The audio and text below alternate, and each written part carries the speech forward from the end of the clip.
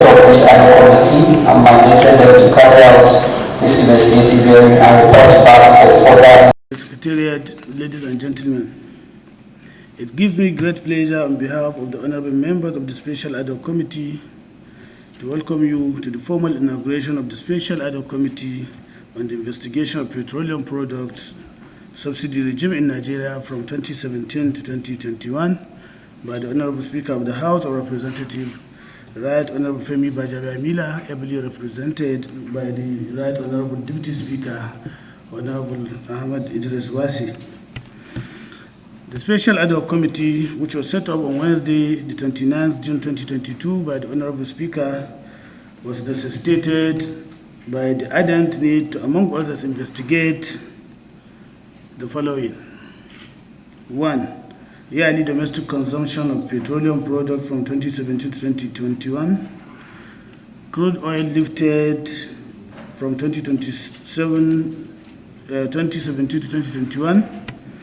Petroleum product imported into the country from 2017 to 2021. Proceeds from domestic crude oil remittance to FAC. Approval or approved oil marketers involved in the direct sales, direct purchase DSDP scheme of NNPC. Subsidiary liabilities from 2017 to 2021 and how they were paid. Payments made from funds meant for subsidy payments. Borrowing from Federal Revenue Service from the DSDP scheme. And non-remittance of royalties to the Department of Petroleum Resources. Companies that defaulted under the DSDP scheme from 2017 to 2021. Scheme of domestic crude oil purchase from the Federation from 2017 to 2021, indicating quantity, values in US dollar and Naira equivalent.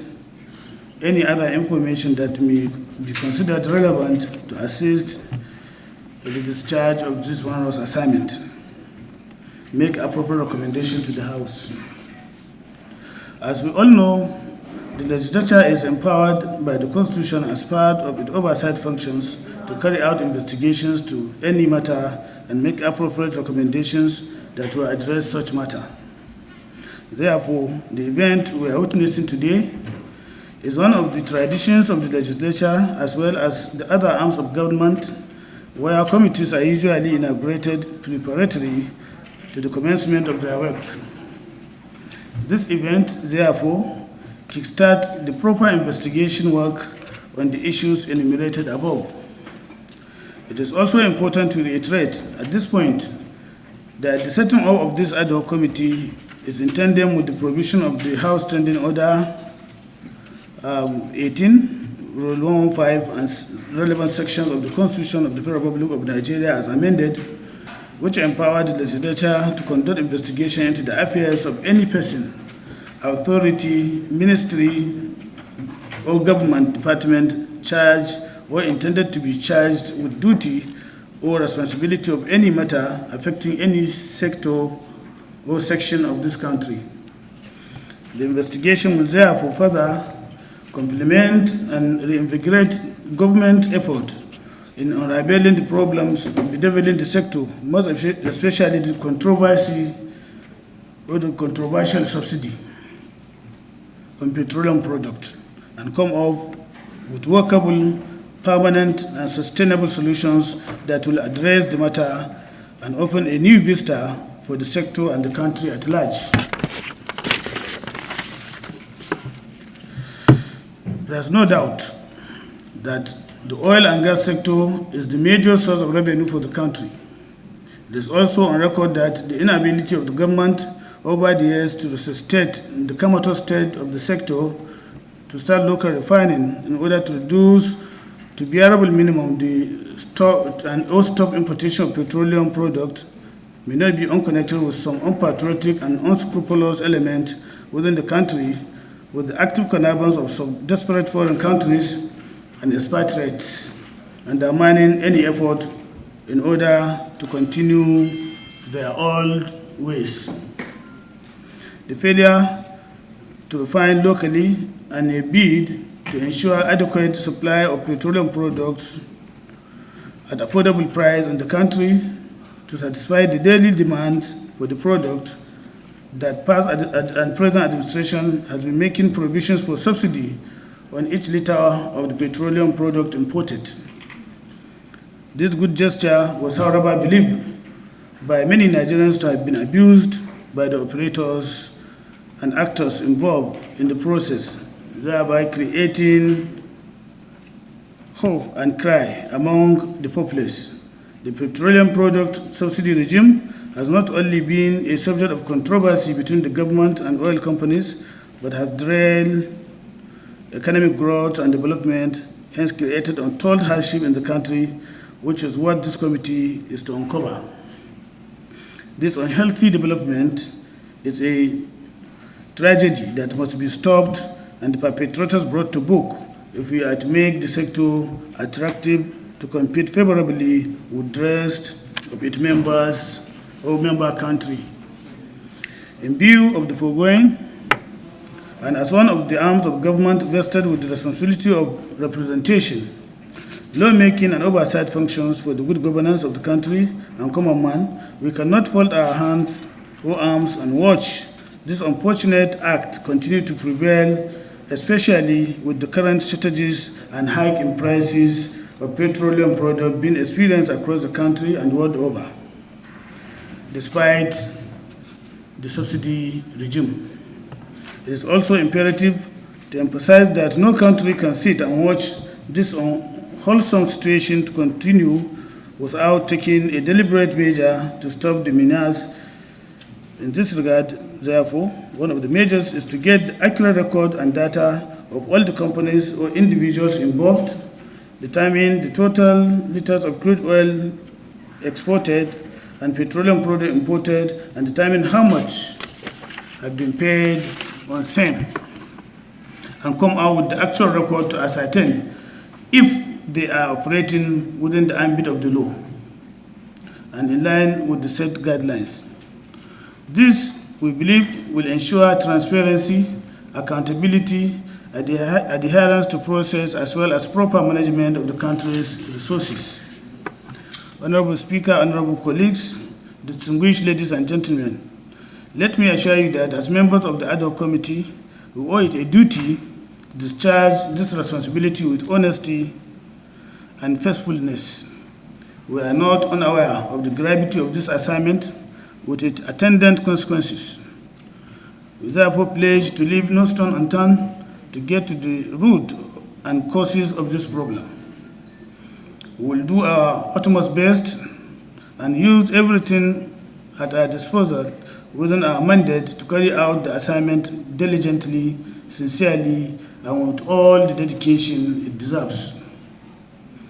No amount of intimidation or frustration will deviate us from doing what we think is right, because the thought now should be Nigeria first. May I, at this juncture, therefore, use this medium to call on all the relevant parties, the oil companies, individuals or government agencies to give this committee maximum cooperation it requires for the successful accomplishment of this onerous assignment. We equally welcome the input and participation of the general public on any aspect of the matter under investigation. In the same vein, we call on the members of the press to be fair, understanding, and exhibit professionalism in the coverage and dissemination of information to the public on this investigation.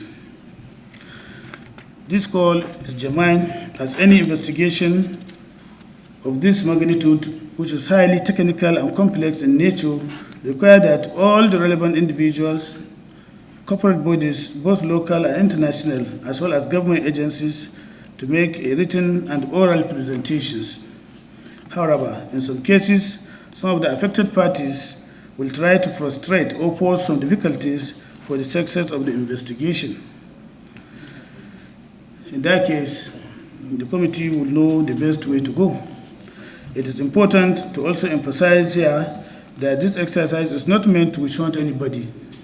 or blackmail or blacklist any MDA, company or individual, but is purely a fact-finding mission.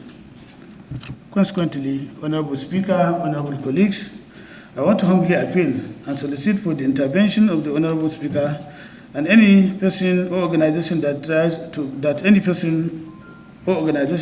perpetrate any infraction. The House will not hesitate to take appropriate action, including invoking all the relevant provisions of the law to enforce compliance, irrespective of who is involved or his personal standing. Finally, on behalf of the members of the committee, I wish to thank the Honorable Speaker for finding us worthy to carry out this assignment. I want to assure you that we will justify the confidence reposed on us. It is now my honor and privilege to invite the Right Honorable Speaker, that Honorable Femi Bajaber-Miller, heavily represented by the Right Honorable Deputy Speaker, Honorable Ahmed Idris Wasi, to inaugurate this special ad hoc committee. Thank you and God bless. And boss, architects, Rabah, my bosses and colleagues, our invited guests, members of the media, all other persons here present, I want to recognize you all. But the special guest of God say a very good morning and good afternoon. First, I appreciate the mercies of God for allowing us to be among the living and for the good health He have granted us. On behalf of the Speaker, House of Representatives, Honorable Femi Bajaber-Miller, I wish to pass the following comments. Deliberately, I would not like to read his own speech that was given to me, and it is for good reasons. First, to admonish my colleagues and brothers and our bosses that this is a very special assignment that will surely improve on our accountability, prosperity as a nation, and we believe that from the Constitution provision of what we also want to uphold and protect, you have a lot to offer and you have a lot to do. I would have said there wasn't any much need for some of the statements made by my brother and colleague and boss about intimidation, because nobody should intimidate Nigeria. You are representing the country and you are representing the country. You are here tasked to do this job on behalf of Nigerians. And so by the Constitution provision, which is the first instrument for any Nigerian to work with, and I will refer you to section 88, it's very clear as to what they are expected to do. Section 88 states like this, that subject to provision of the Constitution of the Federal Republic of Nigeria, subject to provisions of this Constitution, each House of the National Assembly shall have powers by resolution published in its journal, in the Gazette of the Government of the Federation, to direct or cause to direct an investigation into any matter or things with respect to which it has power to make laws, and conduct the conduct of affairs of any person, authority, ministry, government, department, charged or intended to be charged with any with the duty of responsibility. And then if you get to B, it says, expose corruption, inefficiency, or waste in the execution and administration of laws within its legislative competence and in disbursement of funds property. This covers everything that you're supposed to be doing. And that should be your first guiding and your own instrument. And I do not see when you're applying this, who will come to intimidate you. By this, I want to charge you that you should do your job diligently with the fear of Almighty, and that beware that Nigerians are watching and God Almighty is watching you. And the most important thing is that we expect a very fine result. The committee members are craftily selected.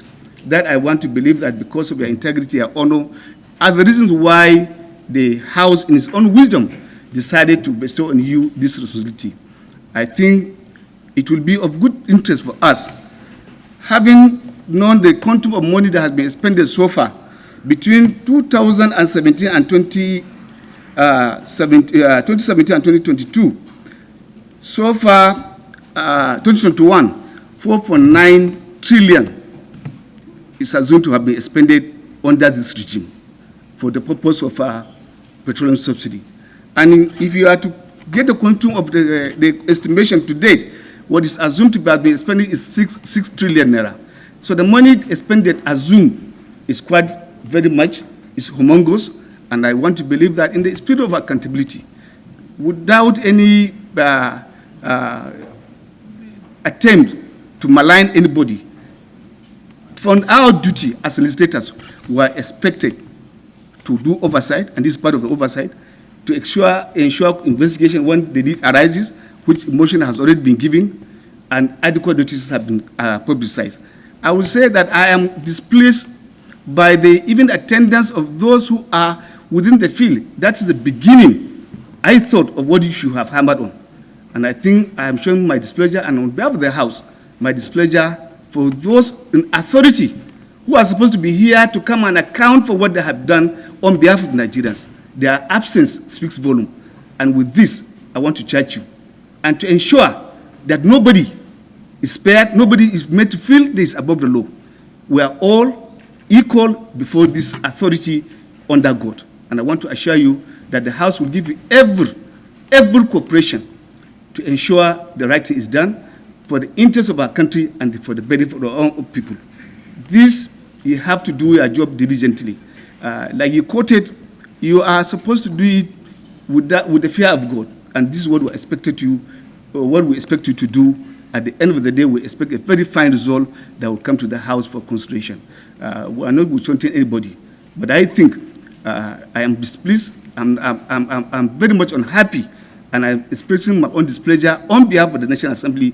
The absence, nobody has any excuse to tender as his absence for a program that's supposed to commence by 10.